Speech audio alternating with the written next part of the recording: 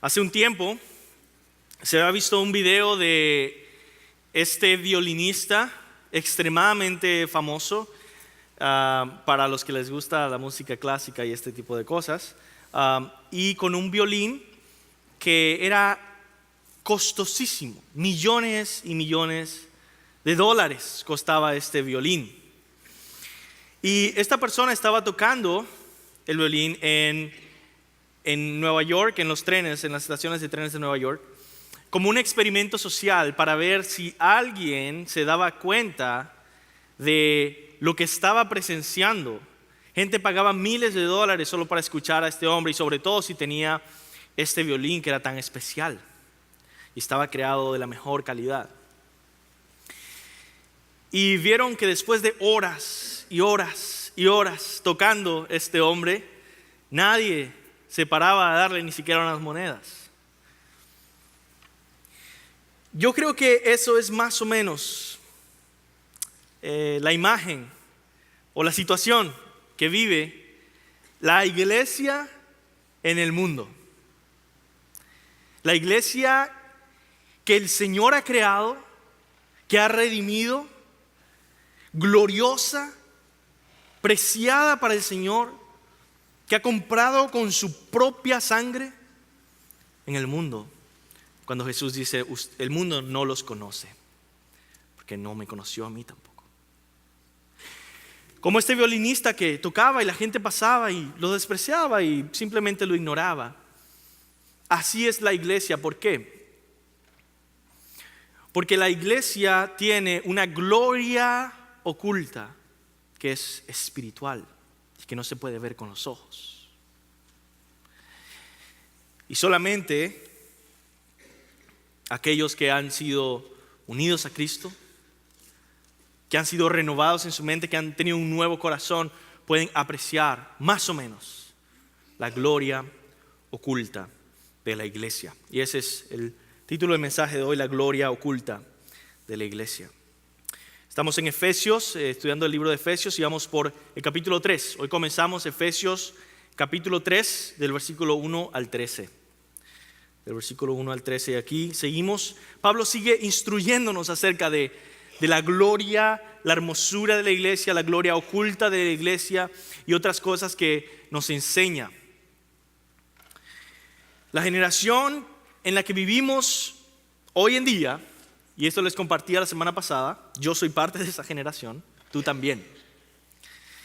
La generación en la que vivimos hoy en día no ha desarrollado aún un amor bíblico por la iglesia de Dios.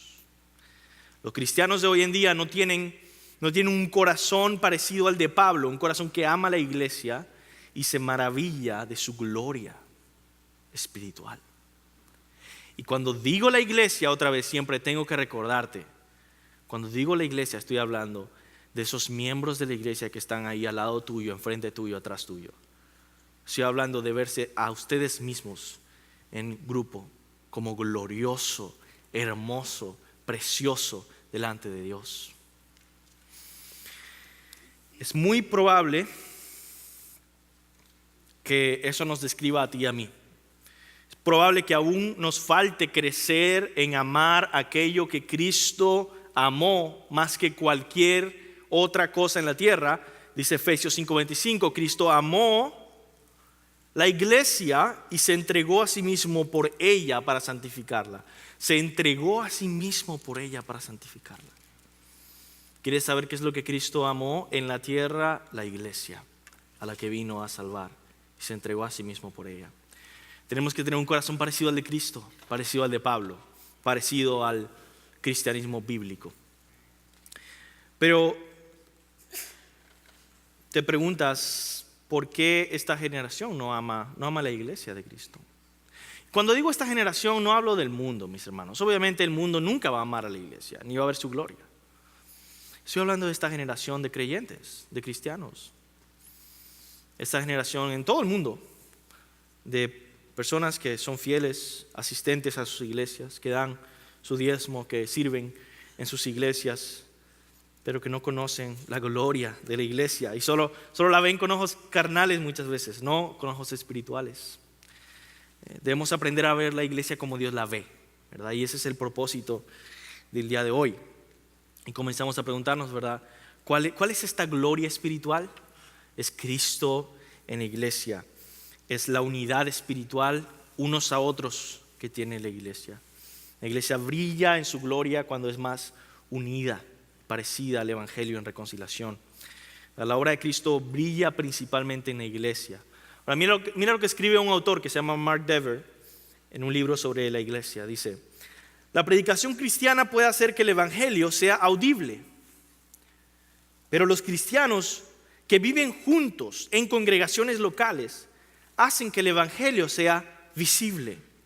La iglesia es el Evangelio hecho visible.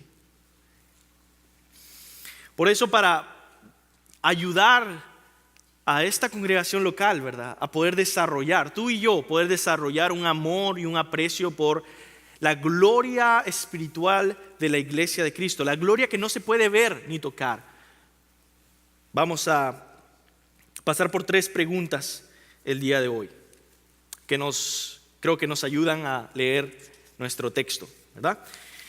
3 preguntas. Esta es la primera pregunta, para los que están tomando notas. Esta es la primera pregunta. ¿Conoces la gloria oculta de la iglesia? ¿Conoces la gloria oculta de la iglesia? Vamos a leer Efesios 3 del 1 al 7 primero. Y dice así: por esta causa yo, Pablo, prisionero de Cristo Jesús por vosotros gentiles, si es que habéis oído de la administración de la gracia de Dios que me fue dada para con vosotros, que por revelación me fue declarado el misterio, como antes lo he escrito brevemente, leyendo lo cual podéis entender cuál sea mi conocimiento en el misterio de Cristo.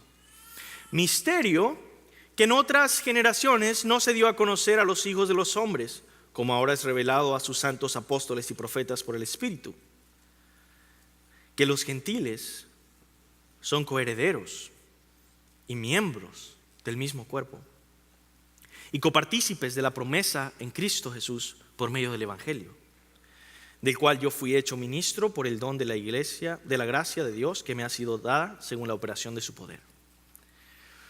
Esa es la palabra de Dios. Difícil de entender, mis hermanos, difícil de entender. Pero yo creo que con esta pregunta podemos leerlo un poquito mejor. ¿Conoces la gloria oculta de la iglesia? Lo primero que hace el apóstol Pablo en este versículo es que comienza diciendo una frase que interrumpe. Él se interrumpe a sí mismo. Fíjate, dice: por esta causa yo, Pablo, prisionero de Cristo Jesús, por vosotros los gentiles. ¿Yo, Pablo, qué? Si es que habéis oído de la administración de la gracia de Dios, que por la revelación. Yo, Pablo, esa frase que él comienza, él se interrumpe a sí mismo por 13 versículos y la vuelve a retomar en el versículo 14, si ves en tu Biblia. Y vuelve a tomar, por esta causa, yo, Pablo, ¿verdad?, yo doblo mis rodillas ante el Padre de nuestro Señor Jesucristo, de quien toma nombre toda familia en los cielos y en la tierra. Y empieza a hablar de la oración que él está haciendo por ellos. Pero él se interrumpe a sí mismo para empezar a decir algo. Pablo interrumpe su propio mensaje para hablar del misterioso y glorioso información que le ha sido revelada por Dios. Pablo dice que Dios le ha dado un regalo especial. Él conoce el misterio que había sido oculto por siglos y que ahora es revelado. Siempre había estado oculto y ahora es revelado. Ahora todos nosotros ahora conocemos o podemos conocer este misterio que había estado oculto porque está aquí en la Biblia. Pablo nos lo contó. Pero ¿en qué consiste este misterio glorioso? Otra vez, esa es la pregunta. ¿Conoces la gloria oculta de la iglesia o el misterio de la iglesia? Bueno, el misterio consiste en 2 partes importantes que el apóstol nos los dice aquí en este versículo, en este pasaje. 2 partes importantes en este misterio. Primero, el misterio consiste en entender que Jesucristo es nuestro Señor y Salvador. ¿Conoces tú que Jesucristo es el Señor y Salvador? Sí, si no, no serías creyente, ¿verdad? Ese era misterio. Segundo, parte del misterio. El misterio también consiste en entender la gloria y el diseño de la iglesia, el cuerpo de Cristo, como el nuevo pueblo de Dios en el que están unidos judíos y gentiles. Esas dos partes las podemos ver en el versículo 4 y 6. Si tú tienes tu Biblia enfrente de ti, mira el versículo 4 al 6.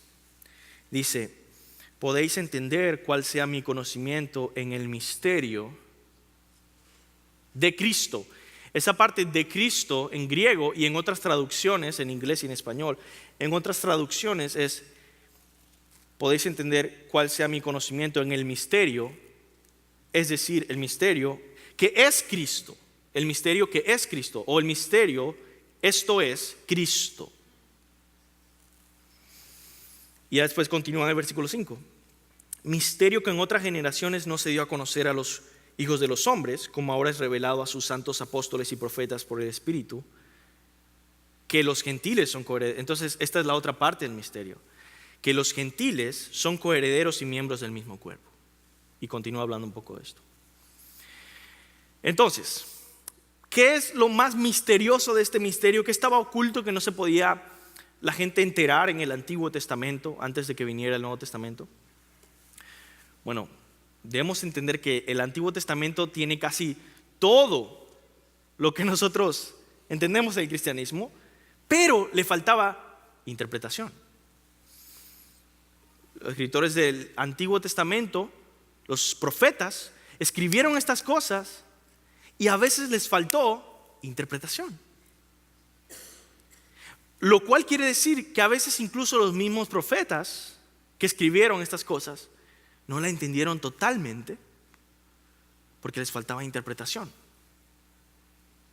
No me lo estoy inventando yo, lo dice el apóstol Pedro, 1 de Pedro 1, del 10 al 14, dice esto: los profetas que anunciaron la gracia reservada para ustedes estudiaron cuidadosamente esta salvación, querían descubrir a qué tiempo, de a cuáles circunstancias se refería el Espíritu de Cristo que estaba en ellos, cuando te testificó de antemano acerca de los sufrimientos de Cristo y de la gloria que vendría después de estos. A ellos se les reveló que no se estaban sirviendo a sí mismos, sino que les servían a ustedes, creyentes del Nuevo Testamento. Hablaban de las cosas que ahora les han anunciado los que les predicaron el Evangelio por medio del Espíritu Santo enviado del cielo. Aún los mismos ángeles anhelan contemplar estas cosas, pero tú las sabes, el misterio. ¿Qué es lo que le faltaban a ellos? Interpretación. Es como el mejor ejemplo que yo tengo para entender esto, y que pude tenerlo esta semana y yo decir: wow, esto realmente me ayuda a entender cómo funcionaba esto de que los profetas escribían la revelación de Dios y no la entendían completamente. ¿Recuerdas el faraón teniendo sueños que no podía interpretar? El faraón contaba los sueños con cada detalle. Él lo sabía, pero todavía no entendía qué significaba. Hasta que pudo venir José, que interpretó los sueños con el poder del Espíritu Santo y según el plan de Dios para poder interpretar. Y el faraón le contó cada detalle. Él lo sabía, no era un ignorante de lo que estaba diciendo. Sabía todos los detalles, sabía todo esto, podía conversar horas sobre estos sueños. Igual los profetas podían conversar horas sobre esto que estaban profetizando, pero les faltaba interpretación todavía. Entonces vemos este ministerio como el de José con el faraón, este ministerio de los apóstoles y profetas en el Nuevo Testamento, interpretando el Antiguo Testamento. Entonces dijimos que este misterio consiste en dos cosas: Cristo y la iglesia. Vamos a empezar con Cristo. El misterio era que Jesús de Nazaret, Jesús, hijo de María, es el único Salvador, Mesías, el Cordero de Dios que quita el pecado del mundo. Entonces, ¿qué es lo que más le tomaría por sorpresa a un judío sobre Jesús? Tres cosas. 3 cosas, si quieres anotarlo. Un judío en ese tiempo, antes del Nuevo Testamento, jamás se hubiera imaginado, era un misterio total, 3 cosas acerca de Jesús. Primero, que el Mesías iba a salvarnos al morir crucificado por los judíos y por los romanos. Definitivamente no veían eso venir. Que esa sangrienta muerte del Mesías iba a ser su victoria más poderosa. Segundo, lo segundo misterioso que jamás hubieran podido predecir los judíos sobre Jesús era que la ley de Moisés iba a ser cumplida en Cristo y reemplazada por la ley de Cristo. Nadie se hubiera esperado que Dios iba a echar a un lado las obligaciones de la ley de Moisés como un requisito para relacionarse con él. Todos los judíos pensaban esta ley es por siempre y para siempre. Ya no tenemos que vivir como judíos tú y yo para ser el pueblo de Dios. Esto es una sorpresa increíble para los judíos. Y tercero, el misterio más grande para los judíos también sobre Jesús era que por medio del Mesías se iba a obtener un nuevo pacto que iba a traer una cercanía tan grande con Dios. Bueno, no me malentiendan, ellos sabían que venía un nuevo pacto. Jeremías nos lo cuenta, los judíos lo sabían, venía un nuevo pacto, pero que iba a traer tanta cercanía, una relación tan cercana con Dios. Eso era un misterio total. Ellos jamás hubieran imaginado que Dios haría estas cosas. Pero ahora nosotros lo sabemos. Ese misterio ha sido revelado en Cristo, mediante Cristo, por los apóstoles y profetas. Lo tenemos en el Nuevo Testamento. Por lo tanto, si tú lees la Biblia y dices solo voy a leer el Antiguo Testamento, no la vas a entender, es un misterio para ti. Necesitas la interpretación que ha provisto Dios en el Nuevo Testamento. Y si lees el Nuevo Testamento sin el Antiguo Testamento, jamás lo vas a entender el Nuevo Testamento. Es como querer entender qué está diciendo José sin entender que está interpretando un sueño.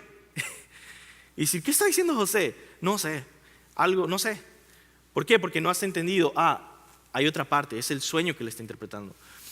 El Nuevo Testamento todo el tiempo está haciendo referencia al Antiguo Testamento. Todo el tiempo está interpretando el Antiguo Testamento. Muy bien. Quiero preguntarte a ti, ¿sigue siendo un misterio para ti estas cosas? ¿Conoces a Jesús? ¿Conoces al Mesías que Dios ha provisto para tu salvación? Ahora vamos a ver la iglesia. Entonces dijimos que el misterio tiene estas 2 partes, ¿no? ¿Conoces la gloria oculta de la iglesia? Bueno, primero el misterio se refiere a Jesús. Jesús es la gloria oculta de la iglesia. Pero hay otra parte del misterio. El misterio es que Dios iba a crear un pueblo para sí mismo. Un nuevo pueblo compuesto por judíos y gentiles, un pueblo unido espiritualmente a Dios y llamado su propio cuerpo. 3 cosas más que le tomarían por sorpresa totalmente a un judío sobre la iglesia. Y estas 3 cosas las dice Pablo mismo. Está en el versículo 6. Si tú lees el versículo 6, ahí están esas 3 cosas. ¿Qué es lo que le tomaría más por sorpresa a un judío sobre la iglesia? Primero, que los gentiles son coherederos. Segundo, que los gentiles son miembros del mismo cuerpo.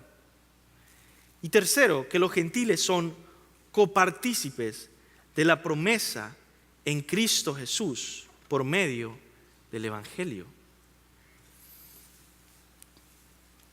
Esto es impresionante para los judíos.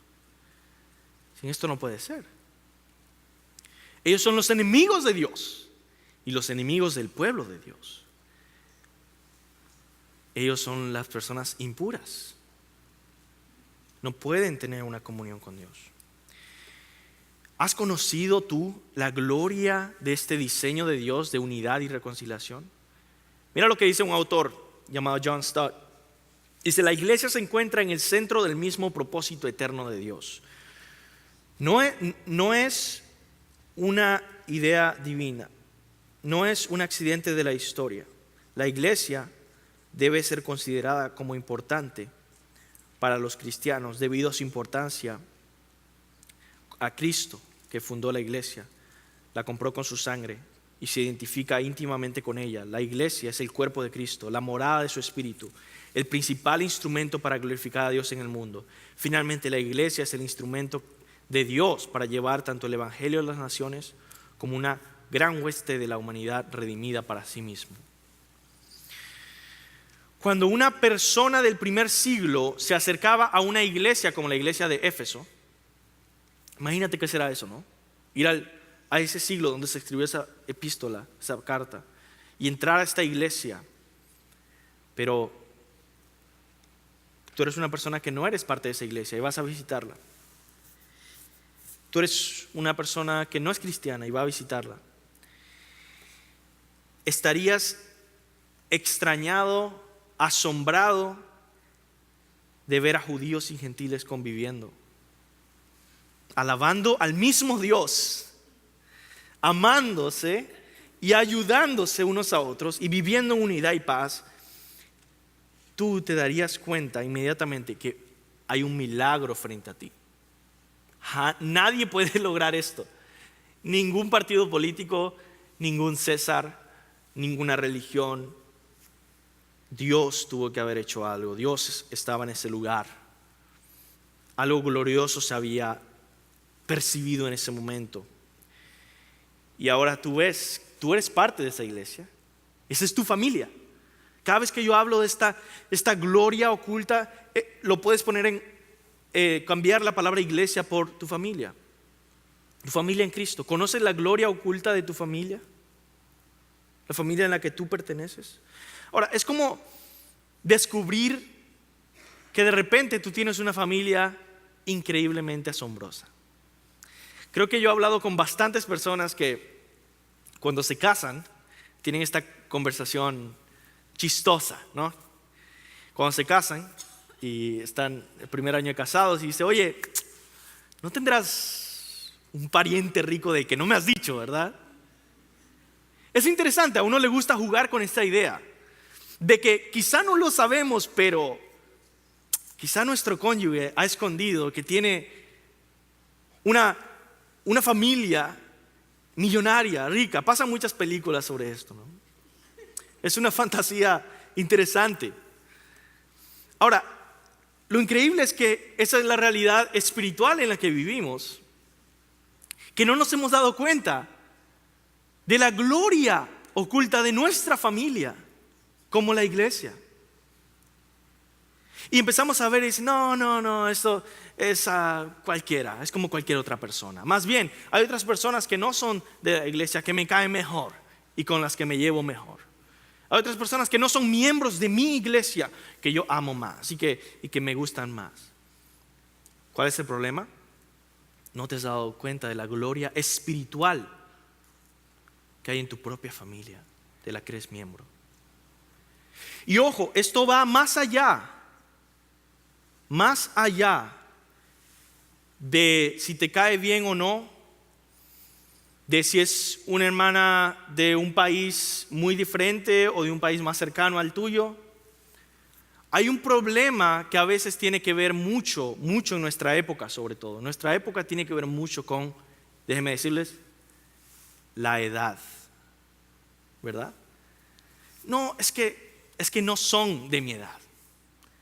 Por lo tanto, yo creo que los miembros de la iglesia son como de otra categoría, quizá menor. Pero esta gente que yo tengo, que son más de mi edad, con ellos sí yo amo y los valoro. Y esas personas son geniales para mi vida.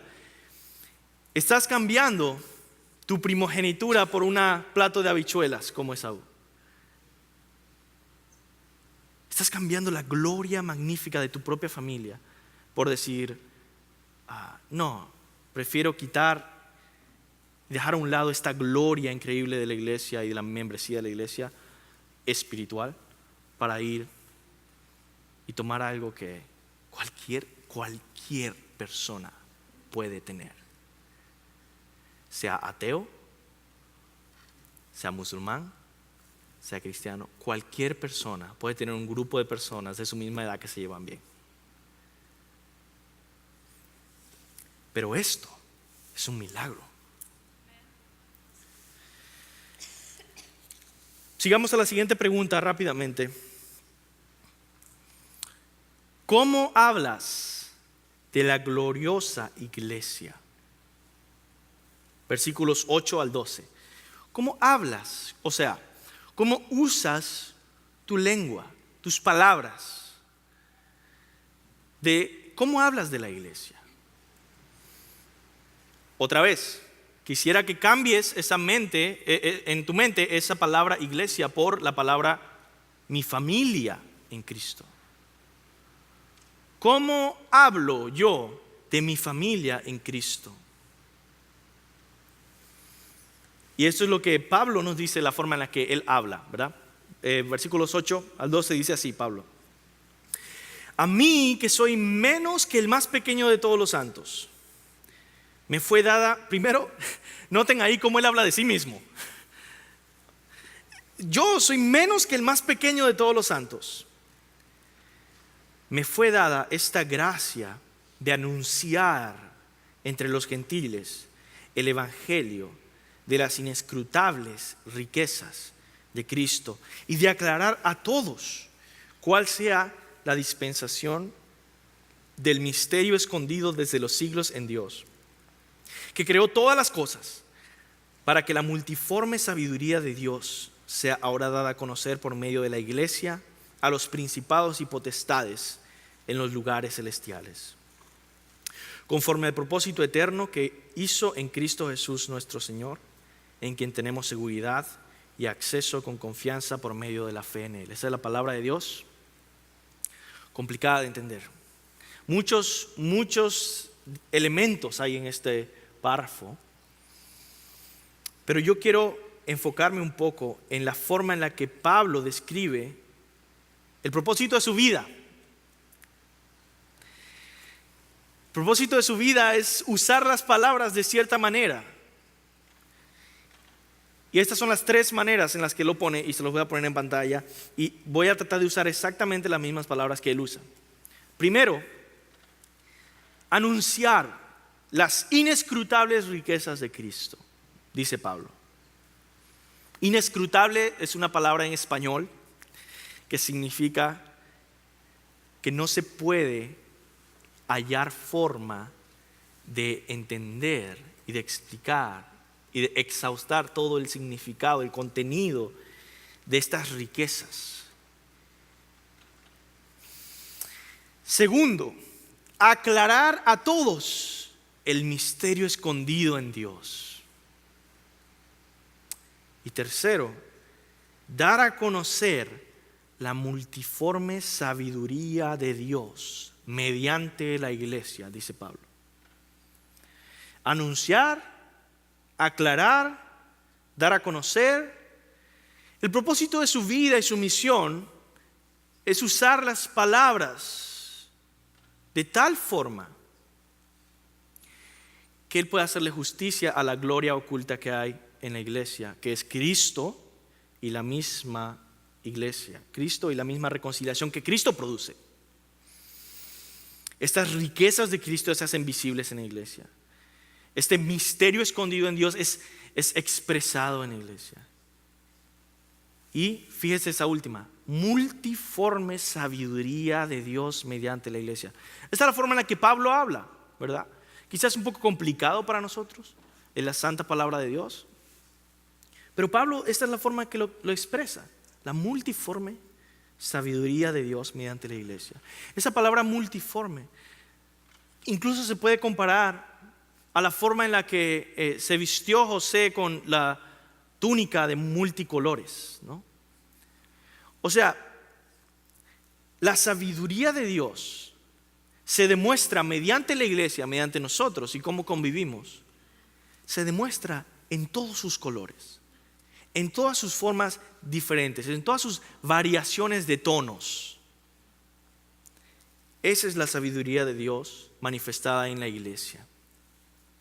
Y mi pregunta para ti, antes de pasar a la última parte, es ¿cómo hablas tú acerca de la iglesia de Cristo? ¿Cómo usas tus palabras cuando hablas de tu familia en Cristo? Mi pregunta más importante es esta: ¿te pareces a Pablo cuando hablas? ¿Te pareces a Cristo cuando hablas? Por supuesto, esta es una pregunta no solo para ti, para mí también. Y yo confieso, yo tengo dificultades para controlar la forma en la que hablo cada momento del día. No aquí cuando estoy predicando, en cada momento del día y en cada situación en la que estoy. Esa es quizás la única cosa que está en la lista de oración mía todo el tiempo es: Señor, ayúdame a controlar mis palabras. Nosotros tenemos que parecernos más a Jesús y a Pablo en la forma en la que habla. Y te digo porque es verdad, es bueno a veces corregir, es bueno a veces ver en la iglesia y decir: oye, esto me parece que está mal. Yo he sido grandemente bendecido como pastor por hermanos que han tomado la confianza de poder venir y decir: hermano, creo que esta parte está mal, y yo decir: no me había enterado de esto, y poder corregirlo. Es una gran bendición. Esa es la idea de que somos familia, se comunican esos problemas. Uno puede corregir, claro que sí, es bueno enseñar, claro que sí, pero es necesario también las palabras de afirmación, ¿verdad? Es muy importante para la salud mental y emocional de una relación y por ejemplo, de un matrimonio, que hayan palabras de afirmación de parte de su cónyuge también. Imagínate que todo sea corrección. Pero no, es importante que en esa relación el cónyuge, por ejemplo, si es un matrimonio, diga: eres hermosa, te amo, gracias por servir con tanta fidelidad, veo que estás haciendo un buen trabajo, tienes un gran corazón, etc. Eso es súper importante en una relación.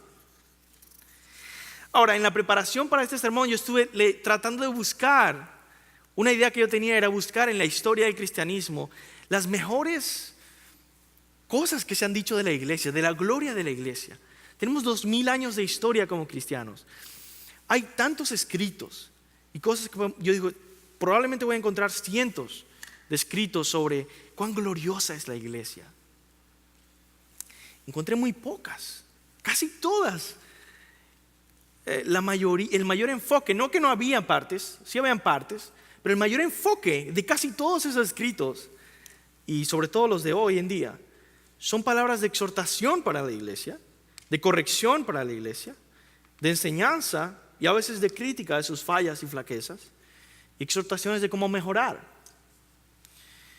Hay muchos libros sobre cómo mejorar en la iglesia, muy pocos libros de cuán hermosa es la iglesia. Pero el único libro que encontré, de todos, que su enfoque principal, no era el único, pero su enfoque principal, cada vez que hablaba de la iglesia, era hablar de cuán hermosa y gloriosa era. ¿Saben cuál libro era? El Nuevo Testamento. Y le voy a leer un poco algunas de esas frases en el Nuevo Testamento. Dice que la iglesia es amada por Dios. Jesús mismo dice: como el Padre me ha amado, así también yo os he amado, te amo. Dice la iglesia aquí en Efesios que somos elegidos para su gloria, que la iglesia es predestinada por amor para recibir su gracia. En 1 Corintios 6:3 dice Pablo: ustedes, la iglesia, son tan increíbles que ustedes juzgarán ángeles, dice. Sentados con Cristo en el trono de Dios, dice. Ustedes son herederos de todas las cosas. Este libro dice que en la iglesia se manifiesta la sabiduría multiforme, la sabiduría de Dios. El cuerpo de Jesucristo en la tierra se le llama a la iglesia. Se le llama el templo del Espíritu Santo. Dice que somos adoptados como hijos de Dios, santos con la santidad de Dios, la iglesia. Receptores de la vida eterna de Dios. Receptores de toda bendición espiritual en Cristo, que somos el pueblo de Dios con un propósito eterno. Somos la familia de Dios, somos la casa de Dios, somos columna y baluarte de la verdad, somos la novia de Cristo, embajadores del reino de Dios, redimidos a precio de sangre. Hechos 20:28 dice: Pablo, apacentar la iglesia del Señor, la cual Él compró por su propia sangre, Dios, la sangre de Dios. 1 Corintios 1:2, a la iglesia de Dios que está en Corinto, a los santificados en Cristo Jesús, llamados a ser santos con todos los que en cualquier lugar invocan el nombre de nuestro Señor Jesucristo, Señor de ellos y nuestro. En fin, nos parecemos al Nuevo Testamento, a Pablo, a Jesús, en la forma en la que usamos nuestras palabras para hablar de la iglesia. Yo te pido, usa tus palabras como Cristo. Llena tu boca de las palabras de la Biblia, de Dios. Vamos al final del mensaje. El tercer punto es la siguiente pregunta. Es un solo versículo, el último versículo, versículo 13.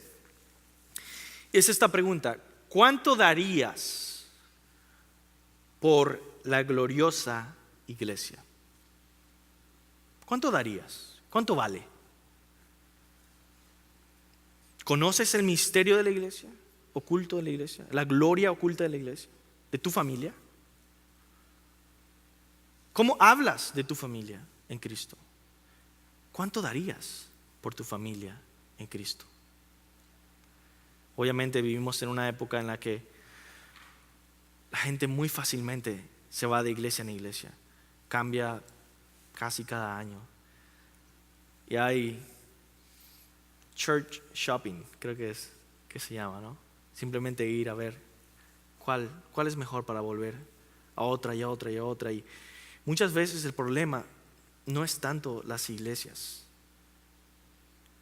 es tu corazón. Hay un problema serio de compromiso, de ver la gloria espiritual de la iglesia redimida, salva por fe en Cristo, pecadores que han sido limpiados, perdonados. Quizá falta de meditar en la gloria espiritual, de usar nuestras palabras mucho para criticar. Y al final, esta última pregunta es muy importante. Si tú eres quizá una de esas personas que va de iglesia en iglesia, ¿cuánto darías por tu familia en Cristo, la iglesia donde tú eres miembro? ¿Cuánto darías? Dice Pablo en el último versículo, versículo 13: por lo cual pido que no desmayéis a causa de mis tribulaciones por vosotros, las cuales son vuestra gloria. Las tribulaciones de Pablo. El propósito del apóstol Pablo, y Pablo es un hermoso ejemplo de vida cristiana.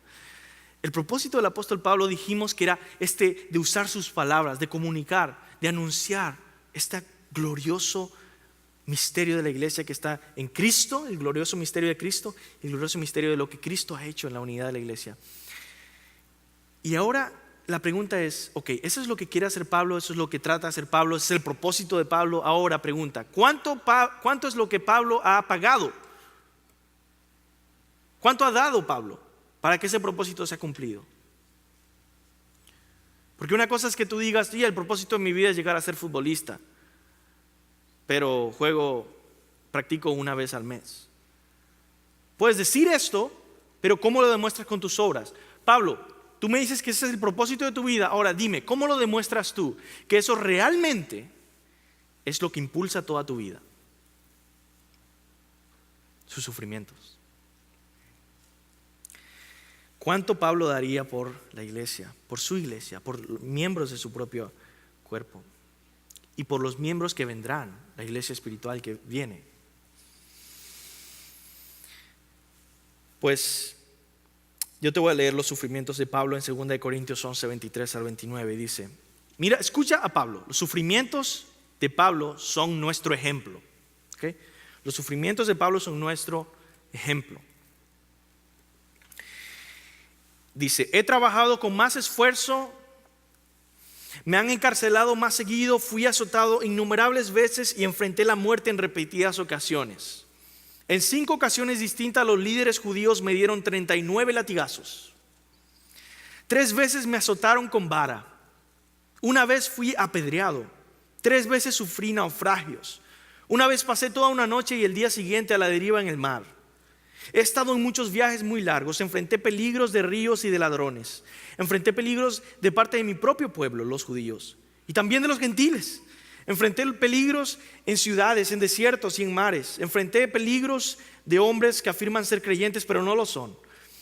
He trabajado con esfuerzo y por largas horas y soporté muchas noches sin dormir. He tenido hambre y sed y a menudo me he quedado sin nada que comer. He temblado de frío sin tener ropa suficiente para mantenerme abrigado. Además de todo esto, a diario llevo la carga de mi preocupación por todas las iglesias. ¿Quién está débil sin que yo sienta esa misma debilidad? ¿Quién se ha dejado llevar por el mal camino sin que yo arda en enojo? No solo sufrí físicamente, dice Pablo, sufrí espiritualmente y emocionalmente por amor a la iglesia. Los sufrimientos de Pablo son nuestro ejemplo de cuánto daríamos por nuestra familia.